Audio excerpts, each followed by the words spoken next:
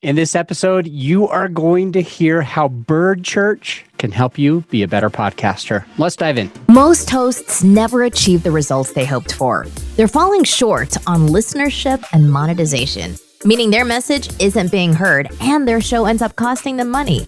This podcast was created to help you grow your listenership and make money while you're at it. Get ready to take notes. Here's your host, Adam Adams. Hey, podcaster. As you heard before, we are talking about Bird Church. I know it sounds silly, right?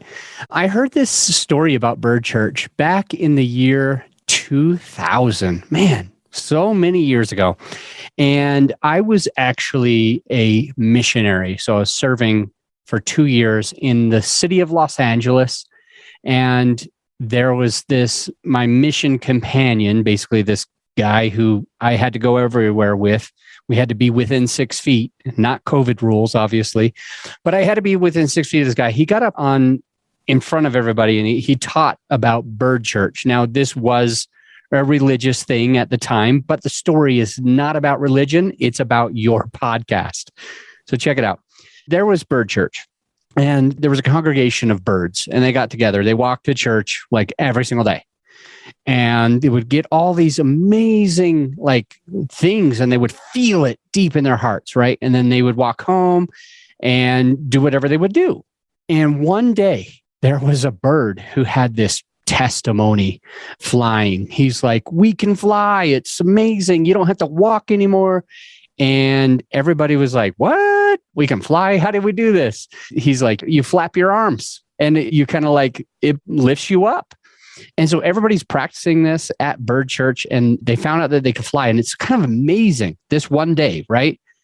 And they were just so thrilled. However, at the end of church that day, they all walked home. The moral of the story is there was nothing that they didn't implement. They didn't take massive action. They learned that they could do it and they never did it again. And you and I do that all the time. Human beings like you and me, we tend to do the easiest thing we can possibly do. And sometimes that's not flying. Sometimes we're not sure if we can fly. In fact, it's kind of funny. I was at this parkour gym. I go to parkour. We do CrossFit every Wednesday with my kids. We do parkour every Saturday with my kids. And parkour is interesting. There's this big giant drop off. It's probably 12 feet up in the air. And it lands on these two really soft bags. And it messes with your mind, man. Neither of my kids wanted to get off of that. And they watched other people not get hurt. And they finally did it. They finally pushed past this barrier and took action. And when you do it, you find out that it's really not that hard.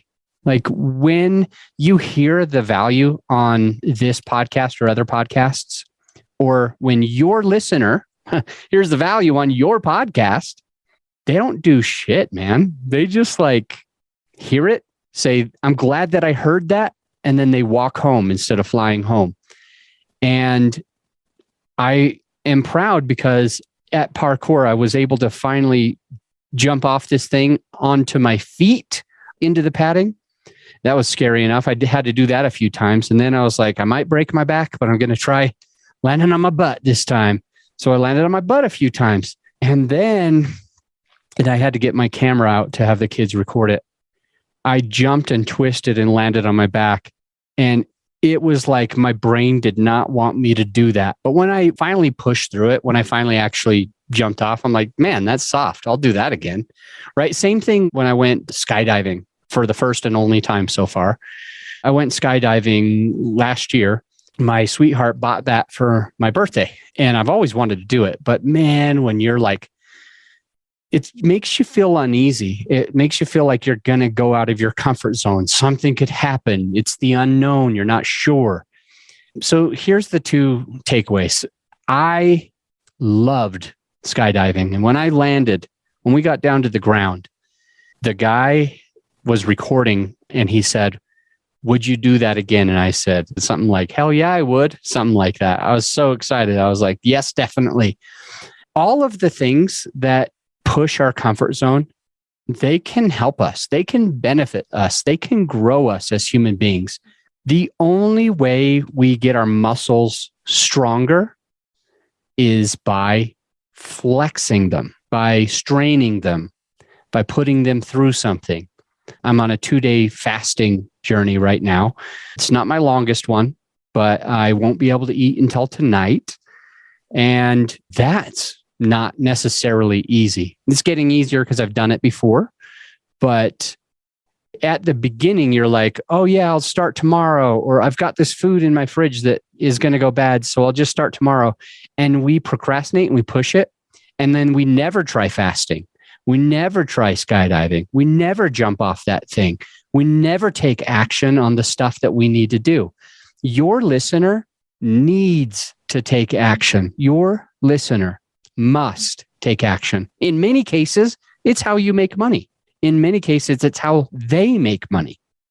In many cases, you both will make money together. That's the win-win that we're looking for, right? But if you don't find a way to have them fly home instead of walk home from Bird Church, they're never going to get anything done.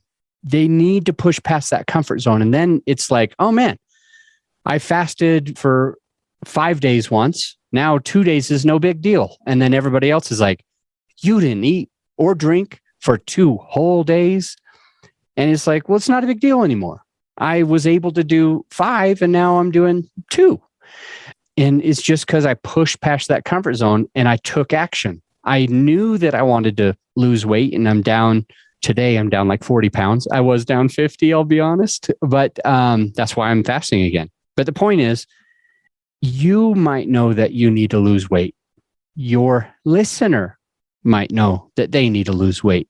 You might know that you need to take action on this next business idea, or your listener needs to take action on a business idea. The problem is, it's not so easy to just do that first quick step.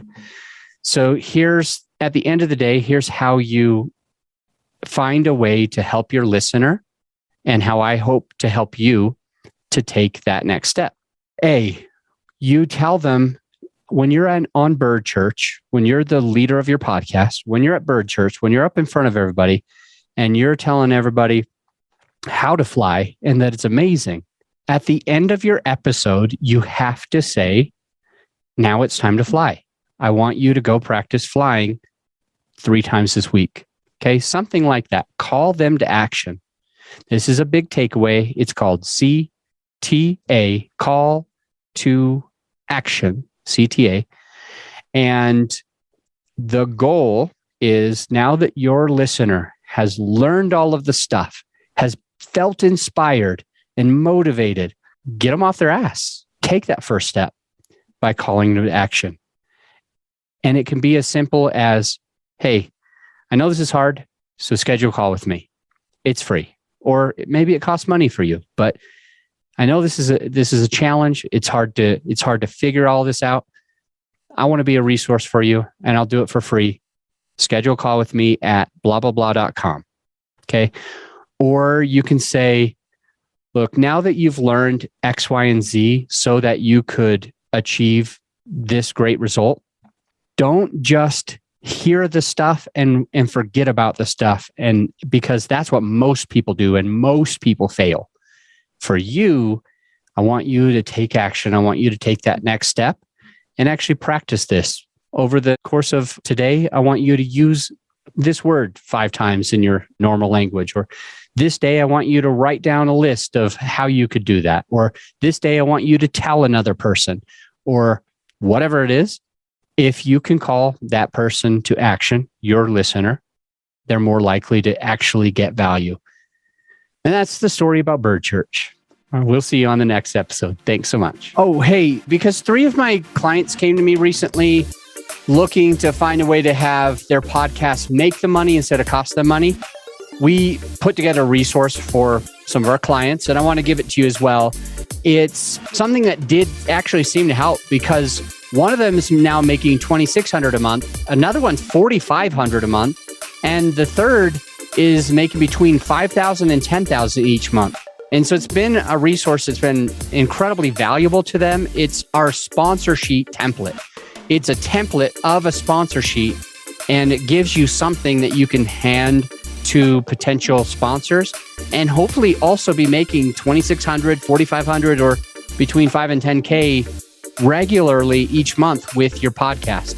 So this has been a contributing factor to helping all three of those clients turn their podcast into an additional income stream for them. And the way that you can find it is just going to our website, growyourshow.com, but put in /templates, growyourshow.com/templates.